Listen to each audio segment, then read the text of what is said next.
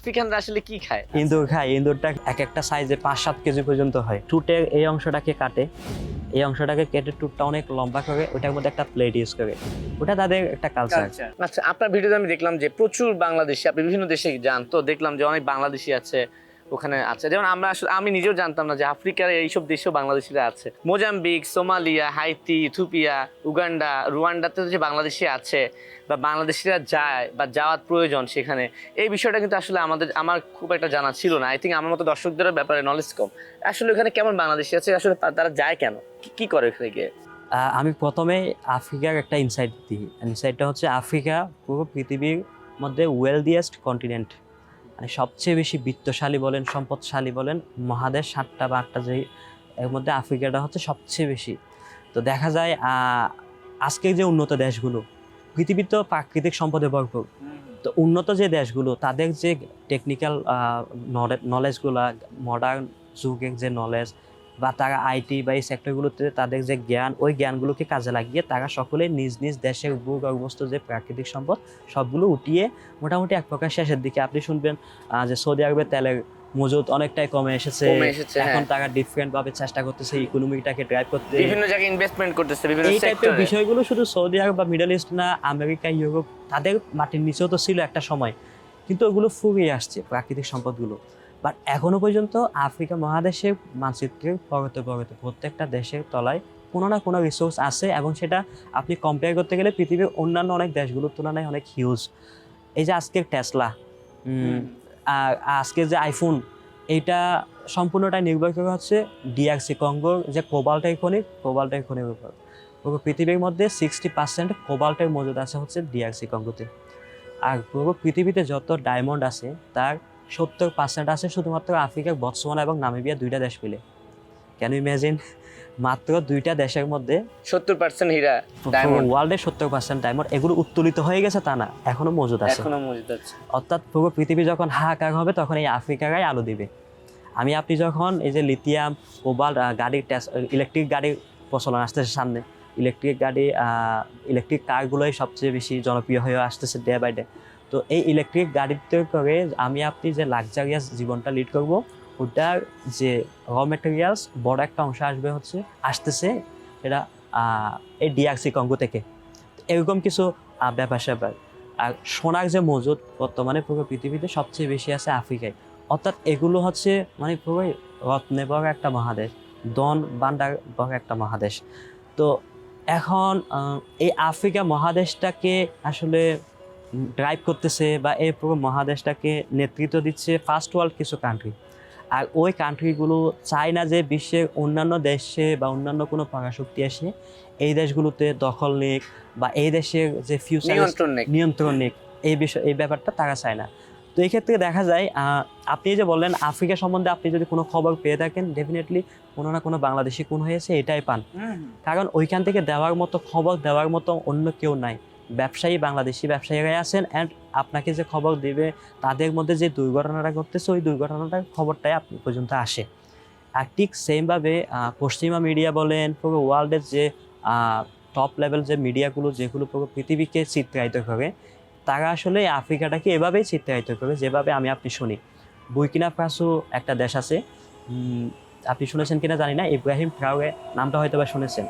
তো আফ্রিকার এই ওয়েস্ট আফ্রিকা, পশ্চিম আফ্রিকার একটা দেশ এই বুর্কিনা ফাসো, সেই দেশের যে বর্তমান প্রেসিডেন্ট আসছে সে ওই দেশটা পুরোটাই ফ্রান্স নিয়ন্ত্রিত ছিল, যদিও বা স্বাধীনতা পেয়েছে অনেক আগে, কিন্তু ইনডিরেক্টলি জিওপলিটিক্যাল যে ব্যাপার স্যাপারগুলো সম্পূর্ণ ফ্রান্স থেকে নিয়ন্ত্রণ করা হতো।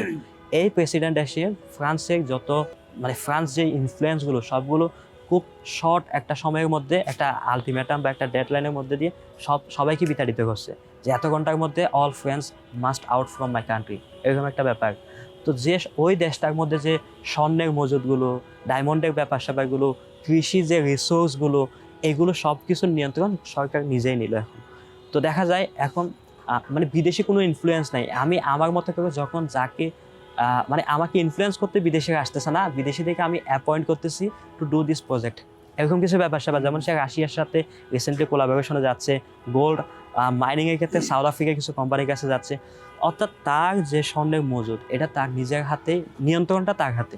মানে গুড়ি যেখানেই উড়ুক, যার আকাশে উড়ুক না কেন, নাটাই কিন্তু তার হাতে। তার হাতে। তো এরকম খুব কম দেশই আছে যে দেশগুলো আসলে তাদের মাটির পরতে থাকে এই যে ন্যাচারাল রিসোর্সগুলো, এগুলোকে নিয়ন্ত্রণ করবে বা নিজে নাটাইটা তার হাতে রাখবে। এরকম লিডারশিপের খুবই অভাব দেখে এই আফ্রিকাটাকে আপনি পর্যন্ত শুধু গরিব মহাদেশ বলে পৌঁছায়। আর যে future, Africa is the future একটা লাইন, এই লাইনটা আপনি পর্যন্ত পৌঁছানো খুবই টাফ, বা ওভাবে তারা ব্যারিয়ারটাকে সৃষ্টি করে রেখেছে। কিন্তু বাংলাদেশের যে ওখানে করছে কি এরকম একটা পোটেনশিয়াল মহাদেশের মধ্যে বাংলাদেশিরা হয়তোবা কোনো না কোনো কারণে গিয়েছেন, যেমন হইতে পারে কোনো বিদেশি এনজিওর মাধ্যমে, অথবা হইতে পারে কোনো ইউনাইটেড নেশনের কোনো মিশনে গিয়েছেন, মিশন শেষে উনি চলে আসছেন, এসে উনি লাইফটাকে সেট করতে চান, ওনার ক্যারিয়ারটাকে নিয়ে ভাবছেন, তখন উনি ডেফিনেটলি অনেক বড় একটা পোটেনশিয়াল উনি দেখেছেন যে আফ্রিকায় আমি ওই দেশটাতে গিয়েছিলাম, ওখানে এই জিনিসটা করা যায়, এই জ্ঞানটা আমার আছে, বা আমি এই এক্সপার্টিসগুলো নিয়ে ওখানে ইনভেস্ট করতে পারি, এই এক্সপার্টগুলো। এরকম কিছু চিন্তা ভাবনা থেকে কোনো না কোনোভাবে আফ্রিকার বিভিন্ন দেশগুলোতে গিয়েছেন। যেমন আমি মোজাম্বিকের কথা যদি বলি, মোজাম্বিকে প্রথম বাংলাদেশিরা ছিলেন একটা পাকিস্তানি প্লাস্টিক ফ্যাক্টরিতে কাজ করতেন।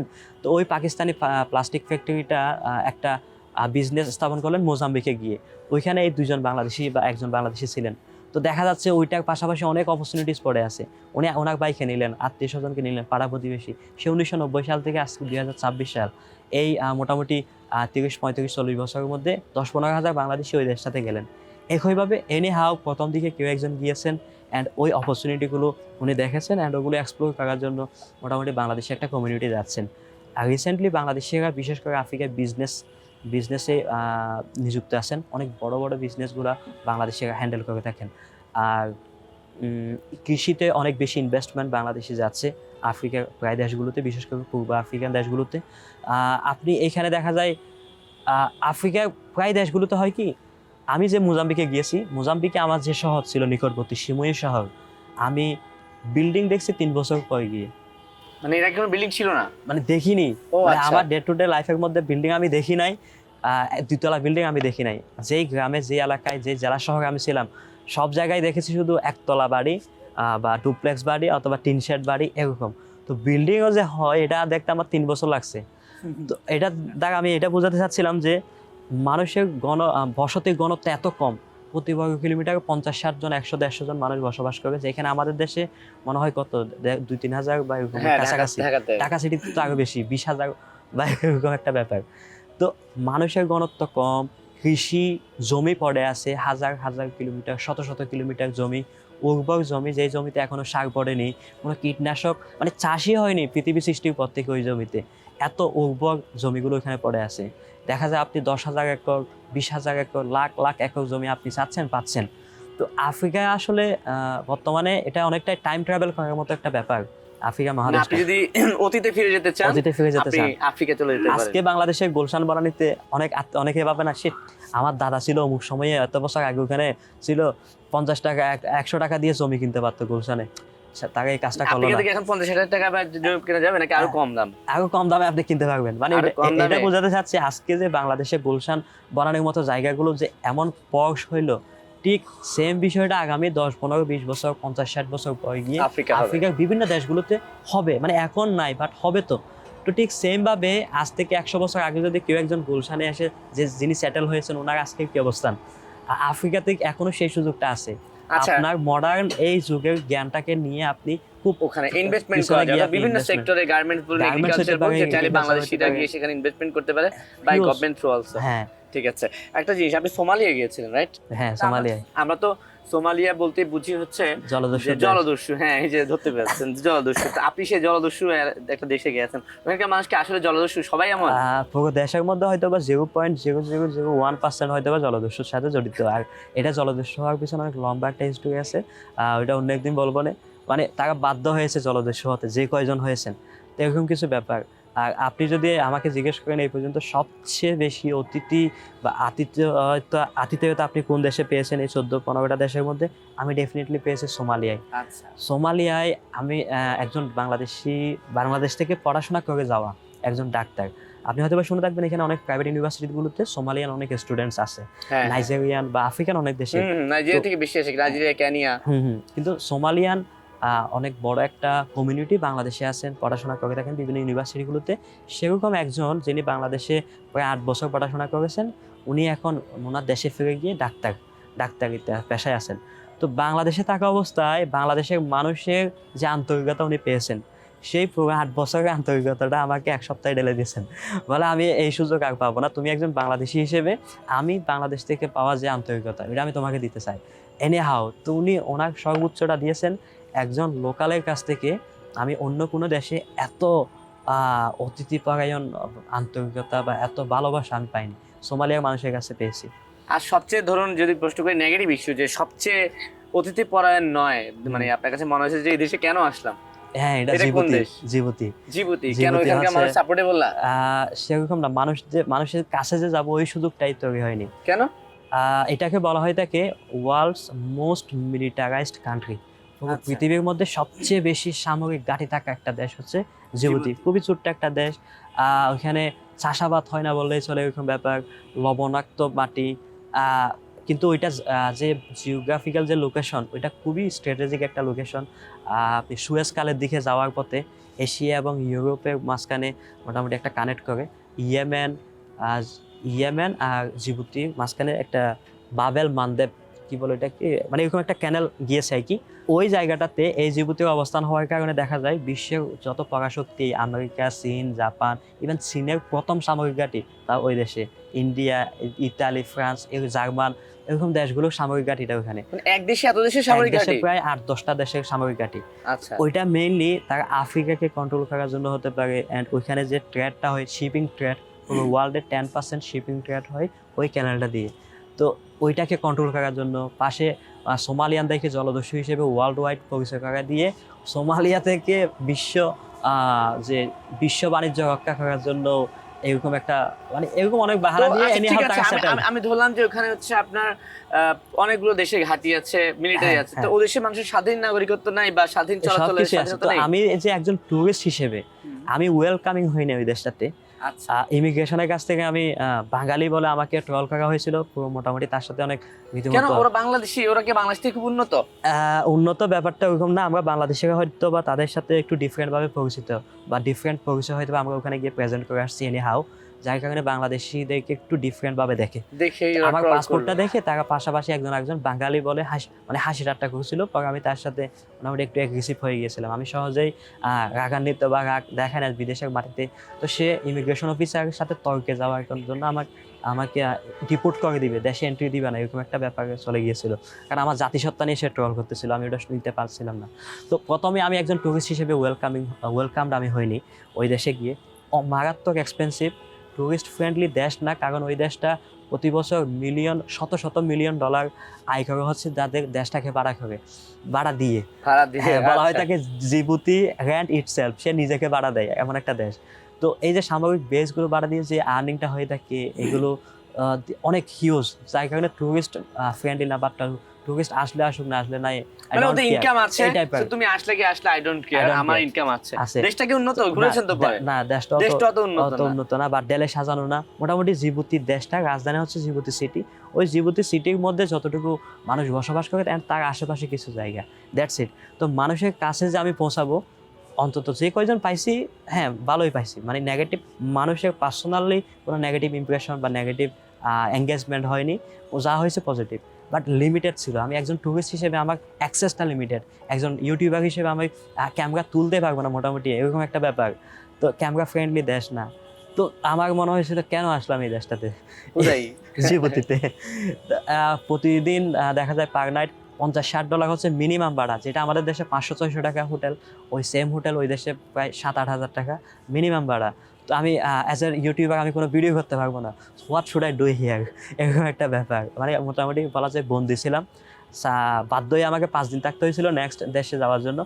তো 5 দিন থেকে মোটামুটি পালিয়ে আসা। ঠিক আছে, অনেক আড্ডা দিয়ে ফেলেছি, সময় চলে যাচ্ছে। আমার কিন্তু প্রশ্ন আর বাকি রয়ে গেছে। ছোট্ট করে জানতে চাই যে আপনি তো আফ্রিকার এইসব দেশে অনেক প্রত্যন্ত জায়গায় গিয়েছেন, ওরা বাংলাদেশ সম্পর্কে জানে, চিনে? এইসব প্রত্যন্ত অঞ্চলের মানুষজন বাংলাদেশ নামে কিছু জানে? খুব কম মানুষে জানে, বাট চেষ্টা করবে যতটুকু। সেটা তো আপনি বলার পর, এর আগে কিন্তু তারা জানে বা বাংলাদেশ নামে কিছু আছে, চিনতে পারে ওরা? শুনেছি কখনো? খুব কম মানুষই চিনে, খুব কমই। বাংলাদেশি প্রোডাক্ট যায় সেখানে? পেয়েছেন কখনো কিছু? বাংলাদেশে কিছু প্রোডাক্ট পাই। যেমন কি কি পাওয়া যায় মানে প্রত্যন্ত অঞ্চলেই? প্রত্যন্ত অঞ্চলে এটা উগান্ডা এবং মালাউইতে পাইছি, না মালাউইতে এবং তানজানিয়াতে, সোয়াজিল্যান্ড, এই 3টা দেশে পাইছি। কি পেয়েছেন মানে কোন কোন খাবারগুলো পেয়েছেন? খাবার বলতে চিপস পাওয়া যায়, বাংলাদেশি বিস্কুট যায়, বাংলাদেশি মুড়ি পেয়েছিলাম, আর কিছু সস, এরকম কিছু প্রোডাক্ট, মানে খুবই অত অ্যাভেলেবেল না, কিছু কিছু পাওয়া যায়। মানে রিসেন্টলি কাজ করতেছেন বাংলাদেশি কিছু কোম্পানি আর কি। আচ্ছা, এখন আমি আপনার সবকিছু তো আমরা দেখেই ফেলি কন্টেন্টে, তবু কোনো অভিজ্ঞতা আছে শেয়ার করার মতো যে এই বিষয়টা আসলে আমি কখনো অন স্ক্রিনে শেয়ার করা হয় নাই, সেটা ভালো হোক খারাপ হোক, আজকে কিছু যা বলতে চাই? এটা হচ্ছে এই যে বললাম সবচেয়ে বেশি আতিথেয়তা আমি সোমালিয়ায় পেয়েছি, এন্ড ওই দেশটাতে আমি গান পয়েন্টে ছিলাম মোটামুটি। গান পয়েন্টে? হ্যাঁ, মানে গান পয়েন্টে ছিলাম, এরকম একটা ব্যাপার ভিডিওতে বলা হয়নি আর কি। ছিলাম হচ্ছে সোমালিয়াতে, গৃহযুদ্ধের একটা ব্যাপার ছিল 1980-90 সালের দিকে। তো দেখা যায় যুদ্ধটা অনেক সিভিয়ার আকারে হয়। ওই দেশের মোটামুটি একটা জেনারেশন নাই বললেই চলে। 30-এর পর থেকে বা 40 থেকে 50, 60, 70 বয়সের মানুষ আপনি খুব কমই দেখবেন। তখনকার সময় গণহত্যা বা এরকম একটা ব্যাপার, গৃহযুদ্ধের মাধ্যমে মারা গেছে নাই বললেই চলে। তো এখন বিভিন্ন পলিটিক্যাল চড়াই উতরাই পেরিয়ে দেশটা এখন স্থিতিশীল, স্টেবল হচ্ছে, বিদেশি ইনভেস্টমেন্ট আসতেছে বা তারা নিজেদের দেশকে রিবিল্ড করতেছে, এরকম ব্যাপার। এই জিনিসটা আরেকটা ব্যাপার হচ্ছে ওখানে কিছু তখনকার সময়ে লোকাল কিছু মিলিশিয়া ছিল, ওই মিলিশিয়াগুলো মাঝে মধ্যে দেখা যায় হামলা করে, আত্মঘাতী হামলা চালায় রাজধানীর বিভিন্ন জায়গায়। এই বিষয়গুলো থেকে প্রোটেক্ট করার জন্য মূলত তাদের দেখা যায় জনসংখ্যা, লোকাল যে আপনি রাস্তাঘাটে হাঁটার সময় 100 জন যদি দেখেন আপনার আশেপাশে, ওইখানে হয়তো বা 70 জনে হবে লোকাল ইন্টেলিজেন্সের লোক, তো মানে গোয়েন্দা বা এরকম বিভিন্ন সিকিউরিটি এজেন্সির লোক। তো তারা আসলে দেশটাকে প্রোটেক্ট করার জন্য বা মানে সর্বোচ্চ লেভেলের নিরাপত্তা নিশ্চিত করার জন্যই আর কি এই বিষয়টা। তো আমি একজন ইউটিউবার হিসেবে যখন আমি দেখতেছি একজন বিদেশি সে ভিডিও করতেছে, তো আমাকে দুইটা পরিচয় ক্যারি করতে হয় একই সাথে। আমি একজন বিদেশি টুরিস্ট, সেকেন্ড হচ্ছে একজন ইউটিউবার। তো টুরিস্ট হিসেবে আমার কোনো দেশে কোনো পর্যন্ত হয়নি, বাট ইউটিউবার হিসেবে ক্যামেরা নিয়ে বিভিন্ন জায়গায় হয়েছে। তার একটা অংশ হচ্ছে সোমালিয়াতে। তো তারা আমাকে পিছন থেকে, আমি সিএনজি করে যাচ্ছিলাম, পিছন থেকে মোটরসাইকেলে করে 2 জন, মানে তাদের লোকাল ভাষায় আর সোমালি ভাষায় ডাকতেছিল, বাট আমি বুঝতেছিলাম না। আমার পাশে একজন বাংলাদেশি ছিলেন, তো সে ওভারটেক করে সিএনজির পাশেই চলে আসছে। সে বারবার আমার ক্যামেরার দিকে মানে ইশারা দিচ্ছে, কিছু একটা বলতেছে, বাট আমি বুঝতেছি না। তো আমার মনে হয়েছে সে ক্যামেরাটা হয়তো বা হাইজ্যাক করতে আসছে বা এরকম কিছু, মোবাইল হাইজ্যাক করতে আসছে বা হাইজ্যাকারও পাইছে মনে করছি, কারণ সে তো সিভিল, আমি চিনতে পারতেছি না। তো পরে আমি যখন মানে একটু আসলে যে বাচ্চাদেরকে যে কোনো জিনিস আপনি নিতে চাইবেন সে একটু টান দিবে, এটা মানে কথাটা না বুঝুক, বডি ল্যাঙ্গুয়েজে বুঝাই, কিন্তু আমি তাকে বুঝাইলাম যে দিব না। তো সাথে সাথে সে সিএনজি ওয়ালাকে দাঁড় করাইয়া গান বাইক হচ্ছে, গান বাইকে আমাকে গান পয়েন্টে রাখছে, ইশারা দিয়ে ক্যামেরা দিতে বলছে। তখন আমি দিয়ে দিছি। প্রথমে ভাবছিলাম হয়তো বা হাইজ্যাকার, তারপর দেখি যে তাদের মোটরসাইকেলটা সামনে গেল, সিএনজি এলাকায় বলো যে তাকে ফলো করতে। তো এরকম ফলো করতে করতে প্রায় আধা ঘন্টা মতো পুরো সিটি বিভিন্ন জায়গায় ঢুকাই। একটা জায়গায় মোটামুটি এলাকার একটা গলির মধ্যে নিয়ে ছোট্ট একটা বুথ ছিল, ওই বুথের মধ্যে আমাকে দাঁড় করায়। তার আরেকজন সুপারিয়রকে আমাকে হ্যান্ড ওভার করলো। তখন বুঝলাম যে না, আমি হয়তো বা কোনো কারণে তাদের ইনভেস্টিগেশনের আন্ডারে আসছি বা তাদের নজরে আসছি, ভিডিও করতেছিলাম, আইন ভঙ্গ করেছেন, এমন কিছু হতে পারে। দেন তারপর তারা আমাকে বুঝাইলো ব্যাপার, মানে আমি কে সেটা তারা জানার জন্য প্রায় 3 থেকে 4 ঘন্টা সময় লাগছে। লোকাল মোটামুটি যে কয়েকজনের সাথে পরিচয় হয়েছিলাম এই কয়েকদিনে, তাদের সাথে যোগাযোগ করে, মানে আমি যে একজন ইউটিউবার বা আমি তাদের দেশের ভালো জিনিসগুলো মানুষকে দেখানোর জন্য, যেগুলো মানুষ জানে না এগুলো দেখানোর জন্য আসছি, এই ব্যাপারগুলো তাদেরকে বুঝাইতে 3 থেকে 4 ঘন্টা লাগছে। তারপর যদিও বা ওইখানে একজন ছিল একটু অ্যাগ্রেসিভ টাইপের, সে সব ফুটেজগুলো ডিলিট করে দিছে ওই দিনে, তারপর ক্যামেরাটা দিয়ে দিছে। তো মেনওয়াইল সে বারবার বলতেছিল you Muslim, I Muslim, I no kill you, মানে এই টাইপের বোঝাচ্ছে। সে ইংলিশ একটু দুর্বল। আমি তো ফোন করব না, ওই যে অস্ত্র যে দেখাইছিল প্রথমে, সে বারবার মানে একটু অনুতপ্ত ফিল হচ্ছিল, পরে জানার পর বলে you Muslim, I you no kill, মানে আমি তোমাকে খুন করবো না, এটা বোঝাচ্ছিল সে। তো ইউ ব্রাদার, আই ব্রাদার। যখন অনেক লেট হচ্ছিল পরে চা নাই দিতেছে, মানে কিছু খাবো কিনা, এরকম একটা অতিথি একটা ভাব তখন দেখালো। বুঝতে পারছি এই বিষয়টা মানে সোমালিয়া ঘটলো, যে গান পয়েন্টে ছিলাম রীতিমতো। হ্যাঁ, এইটাই আমি আসলে শুরু থেকে প্রশ্ন করছিলাম যে প্রত্যন্ত অঞ্চলে চলে যান, এটা তো তার শহরাঞ্চল। আপনি তো দেখেছি যে একটা মহিলার বাসায় গিয়েছেন, যে পৃথিবীর সবচেয়ে বেশি বাচ্চা জন্ম দেওয়া মহিলা, 44টা বাচ্চার জন্ম দিয়েছেন তিনি উগান্ডায়, মামা উগান্ডা নামে পরিচিত। হ্যাঁ, এই যে এইসব জায়গায় চলে যান, বা আমি তখন দেখলাম যে টাকা ছাড়া ঘরে ঢুকতে দিবে না, তার 44টা সন্তান আপনাকে অ্যাটাক দিলে তো আপনি নাই হয়ে যাবেন। দেখেন এরকম কিছু ব্যাপার ঘটে, কিন্তু মানুষগুলো তো আসলে ওই যে মানুষের রংটা কালো আর উপর দিয়ে আমরা একটা বেসিক ভাবে জানি যে আফ্রিকার মানুষ একটু হিংস্র, এই দুইটা মানে আমাদের ব্রেনে যেটা সেট করা আছে আর আমরা চোখে যেটা দেখি, হ্যাঁ মানুষগুলো আসলে অ্যাগ্রেসিভ, তারা দেখতে আসলে কালো, এই দুইটা সমন্বয়ে আসলে তাদেরকে আমরা একটু ডিফারেন্ট ভাবে দেখি। কিন্তু আফ্রিকার মানুষ অত্যন্ত সহজ সরল। ভবিষ্যতে আর কোন কোন দেশে যাওয়ার ইচ্ছা আছে আপনার? নর্থ কোরিয়া যাবেন নাকি? নর্থ কিম কোরিয়া জং উনের দেশে যান না একটু? যাওয়ার সুযোগ তো এখনো নাই, তবে সুযোগ হলে যাবো। পুরো আফ্রিকা মহাদেশের 54টা দেশই দেখবো, বাংলাদেশের মানুষকে দেখাবো, তারপর পাশাপাশি পুরো পৃথিবীটাও দেখার ইচ্ছা আছে। আগে আফ্রিকা শেষ করেন, কারণ আফ্রিকাতে আমাদের সহজ যাওয়া হয় না, ব্লগাররা কম যায়, আপনার মাধ্যমে দেখতে চাই। আরেকটা বিষয়, আপনার রিসেন্টলি আমি দেখেছি আরো কয়েকজন কন্টেন্ট ক্রিয়েটর আফ্রিকার বিভিন্ন দেশে যাচ্ছে, বাট ওনাদের অনেক কন্টেন্ট আমার কাছে মনে হয় যে অতিরঞ্জিত, একটু এক্সট্রা কথা বলা, মানে ক্ষণে ক্ষণে দেখি যে ডাকাতের সম্মুখীন হচ্ছে, ক্ষণে ক্ষণে দেখাচ্ছে যে এমন কিছু দেখাচ্ছে যে আসলে অকল্পনীয় বিষয়গুলো। কি আপনি যেহেতু ওখানকার স্থানীয়, এখন আপনার কাছে কি ওগুলো সত্য মনে হয় না? একটা বিষয় হচ্ছে, আপনি যখন শর্ট টার্মের জন্য আসবেন একটা জায়গায়, তখন আপনি চেষ্টা করবেন ওই জায়গাটাকে যত বেশি ইউটিলাইজ করে আপনি নিয়ে আসতে পারেন। আর যখন আপনি লং টার্মের জন্য থাকবেন, তখন আপনি বুঝতে চেষ্টা করবেন, মানে তাদের প্রতি যে একটা অবিচার করার যে ব্যাপার, ওইটা আপনার মাইন্ডে আসবে না। আমি ব্যক্তিগতভাবে আফ্রিকার মানুষের প্রতি খুবই কৃতজ্ঞ। মানুষ বলে না যে যদি আমার সাথে যদি কখনো কিছু হয়, মানুষ বলবে হ্যাঁ ঠিক হয়েছে, আফ্রিকানদের সাথে এমন অবস্থা হয়েছে। কিন্তু বাংলাদেশেও তো এটা হয়, আফ্রিকায় তো এটা হয়। তো আফ্রিকার যেটা 19-20 হয়, ওটাকে যদি আমরা পুরো আফ্রিকা বলে প্রচার করি, তাহলে দেখা যায় একটা বড় একটা অংশ খুবই তৃপ্তি নিয়ে দেখে, হ্যাঁ জায়গাটা হারে মানুষগুলো দেখছো কেমন, আমাদের দেশের মানুষটাকে কি, মানে এই যে সিম্পেথি যে একটা বিজনেস বা সিম্পেথি যে একটা ইউটিলাইজ করে যে নেগেটিভ যে ইমপ্রেশনটা ক্রিয়েট করা, এইটা হয়তো বা চেষ্টা করে, আমার যতটুকু ধারণা। আবার হয়তেও পারে, শিওর না, বাট যত অতিরঞ্জিত করে আসলে ব্যাপারগুলো অতিরঞ্জিত না। আর একটা বিষয় হচ্ছে, আফ্রিকাকে আপনি আফ্রিকার মতো করেই দেখাবেন, নাকি আফ্রিকা আসলে যে আফ্রিকাটাকে মানুষ দেখে না আপনি ওইটাই দেখাবেন, ডিপেন্ডস অন ইউ। এখন আপনি যদি বলেন যে দেখেন রাস্তায় বসে আছে কারণ তার পেটে ভাত নাই তাই, কিন্তু বিষয়টা তো এমনও হতে পারে সে হাঁটতে হাঁটতে একটু টায়ার্ড হয়েছে দেখে গাছের নিচে বসে, খালি গায়ে বসে আছে, এটা তার কালচার। ডিপেন্ড করে হচ্ছে আপনি কোন পার্সপেক্টিভ থেকে আপনি তাকে দেখছেন এন্ড আপনি তাকে কিভাবে দেখাতে চান। ওকে, আর ছোট্ট একটা প্রশ্ন দিয়ে শেষ করে দিচ্ছি। আফ্রিকার বেশিরভাগ দেশ তো মনে মুসলিম কান্ট্রি, মানে মুসলমান আছে প্রচুর? না, মুসলমান প্রায় দেশগুলোতে আছে, কিন্তু মুসলিম কান্ট্রির সংখ্যা অনেক কম। আচ্ছা, কিন্তু মুসলিম ডোমিনেটেড এরিয়ার সংখ্যা আছে খুব ভালোই। যেমন উগান্ডা হচ্ছে খ্রিস্টান প্রধান দেশ, কিছু এরিয়া আছে যেখানে সবচেয়ে বেশি মুসলিম বসবাস করে, ওই এরিয়াগুলোতে এরকম সংখ্যাটা আছে। ওখানকার বেশিরভাগ মানুষ কি ইসলাম ধর্মে বিশ্বাসী? কারণ আমি, বা কোন ধর্মে বিশ্বাসী এটা প্রশ্ন। আর এটা হচ্ছে, আমি আপনার একটা ভিডিওতে দেখলাম যে কবর দেওয়ার পরে কবরের উপরে ঢাক ঢোল পিটিয়ে নাচানাচি করছে, কারণ যত জোরে নাচবে তত নাকি শয়তান হচ্ছে কবর থেকে দূরে সরে যায়। ওদের ধর্ম বিশ্বাসটা কি আসলে? ধর্ম হিসেবে আমি আপনি হয়তো জানি ইসলাম ধর্ম, খ্রিস্টান ধর্ম, হিন্দু ধর্ম, বৌদ্ধ ধর্ম, এই 4-5টা ধর্মই আমি আপনি হয়তো জানি। কিন্তু তাদের আফ্রিকার এসব দেশগুলোতে অনেক প্রত্যন্ত অঞ্চলগুলোতে যেখানে ভিন্ন ধর্মের কোনো ছোঁয়া এখনো পায়নি, তাদের নিজেদের কিছু বানানো মন গড়া ধর্ম ওইখানে তারা ফলো করে থাকে। ওই ধর্মগুলোর সাথে হয়তো রিসেন্টলি খ্রিস্টান ধর্মটা অ্যাটাচ হচ্ছে, বাট এখনো তাদের বিশ্বাসের মধ্যে অনেক পুরনো কিছু ব্যাপার স্যাপার এখনো আছে। তো তারই একটা অংশ হচ্ছে এই যে কবর দেওয়া। আপনি কফিন ডান্সের ভিডিও হয়তো দেখছেন না?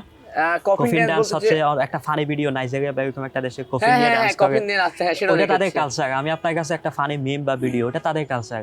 এরকম কিছু লোকাল বিশ্বাস থেকে মানুষ এগুলো করে থাকে যে যত যোগে খবর ইয়াতে নাচডুল বাজায় যত যোগে নাচবে তত শয়তান দূরে চলে যাবে, আর তার আত্মাটা শান্তিতে থাকবে। এটা তো একটা জাতি হচ্ছে, তাও খ্রিস্টান এইভাবে কবর দিচ্ছে, অন্যান্যরা কিভাবে কবর দেয়? খ্রিস্টানরা যে এইভাবে খবর দেয় তা নাকি, ওই যে বললাম খ্রিস্টানদের সাথে যে তাদের লোকাল বিশ্বাস, ওটাকে সব একসাথে হয়ে গেছে, একসাথে হয়ে যে এটা জগাখিচুড়ি, যেমন তারা সব কালচার গুলো ফলো করতেছে আপনার তাদের লোকাল বিশ্বাস থেকে। আর দিন চলে আসার সময় খ্রিস্টানদের যে ইয়াটা ওইটা চলে আসছে। তো আসলে আমি জানি না অবশ্য খ্রিস্টান বলে কি এরকম, আমার মনে হয় না।